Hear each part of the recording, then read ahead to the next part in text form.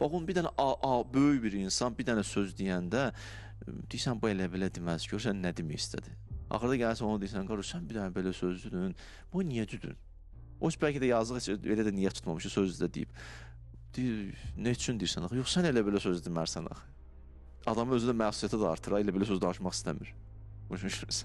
Görürsən ki, zarafatında da fikirləşirlər ki, bu necə söz deyir. Oturmağınla da fikirləşirlər ki, bu elə belə oturubsa, elə belə oturmayıb. Sağa baxıbsa, elə belə sağa baxmayıb. Sola baxıbsa, elə belə sağa baxışında, oturuşunda, ayağa durmasında, yeməyində mesaj var. Bunu niyə belə nəticəyə gəlmirsən? Çünki o qarşındakı insanı dərin insan kimi tanımısan. Düz? İndi bu Allahın kitabıdır da, bu elə belə sözləri elə belə demir. Nöqtə bə nöqtə deyib, ayənin yerində deyib, nöqtə sözü yerində deyib. Bu sözü seçibsə, başqa sözü seçmişsə, belə deməyib. Bu gözlə baxın, bilin ki, kitab hidayətdən başqa bir şey deyil. Hidayət axtarışında olun. Adamın bir dənə psixologiyası var da, nə axtarırsan, çölə çıxırsan, onu tapırsan, düz deyil. Axtardığın tapır da, çıxanda da onu görürsən. Nə istəyirsən tam. Elə bir dünyada elə bir onun üçün qurulub, elə çıxardır, qoyur, təqdim edir, buyur. Hidayət gözü ilə baxın bu kitaba. Hidayət axtarışında olun. Bu kitab başqa kitablardan fərqlidir. Görsən, elmi kitablara baxırsan, demirəm, elmdən kənardıya, söhbət onda getmir. Fəsilləri var, bablar var, bölünüb. Bu kitab elə deyir ki, bu kitab bir başqa cürdür. Bu kitab bəzi vaxt nəzəriyyədən danışır, birdən-birə nəzəriyyəni çevirir, teoriyanı çevirir praktikaya, nümunəyə değişir mövzunu. Yaxşılıqdan danışır, deyir, yaxşılıq budur, sonra birdən deyir, yaxşı insan budur. Leysəl bir ən tuvalli vucuhakum, o ayəyə baxın.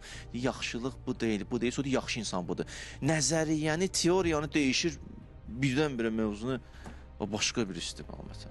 Ya məsələn, siz gedin Əhzab 33-cü ayəyə baxın, əvvəlinə baxsan başqa mövzudur, birdən-birə mövzu değişilir ki, İnnəmā yuridullah liyusibə ankumur rissə əhləl beyt.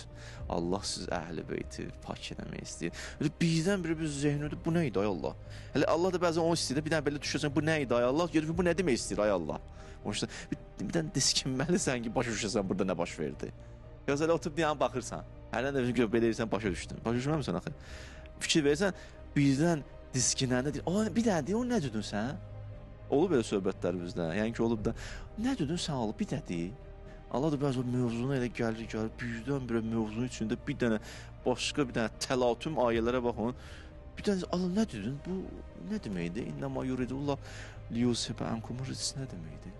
Elə bir ruçka qələmlə yazırsan, adi qələmlə, ortada bir cümlə var, qırmızı yazırsan. Hamısı ona baxıyorum, nə yazır? Bu kitab fərqli kitabdır. Bir kəlmə deyə bilərəm də, bu kitabı ərəbşünas başa düşə bilməz. Ərəb dilini bilən ələ görsün, bu kitabı təfsir eləsin, istədiyi kimi danışsın. Yox, Quranın ruhu var.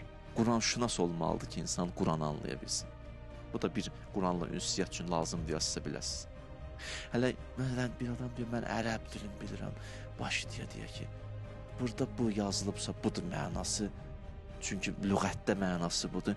Quran öz lüğəti var. Hətta yazıblar Quran lüğəti. Kitaba yazıblar. 5-6 dənə kəlmə bilib, elə Quran mən anlamışam, cəmaatını da yormaq, cəmaatı da səhv istiqamət vermək. Sən hələ özü heç anlamamsan. Mən özü dərk eləməmsən heç.